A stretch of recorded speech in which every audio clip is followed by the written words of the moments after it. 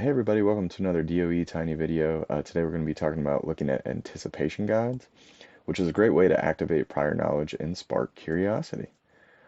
So if you've never done it before, basically before a lesson, you're going to have several statements on paper, and students are going to do kind of a pre-post. So they'll say, I think this is true or false beforehand, or agree or disagree, however you want to kind of set it up. And then you'll present the material, or you'll have them read something or watch something. At the end, they'll revisit what they said and then explain why they think they agreed with their previous statement or not. So what do you want to think about when you make these is first of all, what content, and then kind of embedding some strategic misconceptions to sort of think about what they might be getting wrong.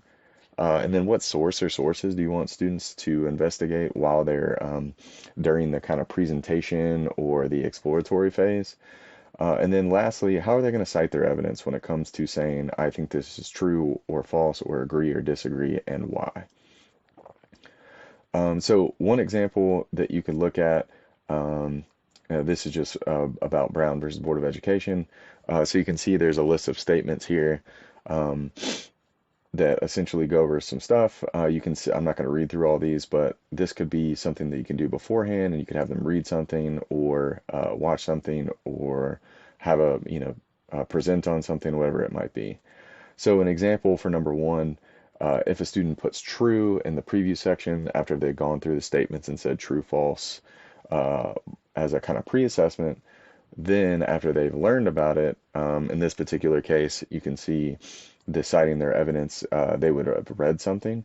So they would have said, all right, beforehand I had said true, and this is true because the article says in paragraph 2 that Thurgood Marshall and his team proved that black schools were not receiving equal treatment, and the Supreme Court justices unanimously overturned Plessy versus Ferguson. So this is an example of how you could cite that evidence.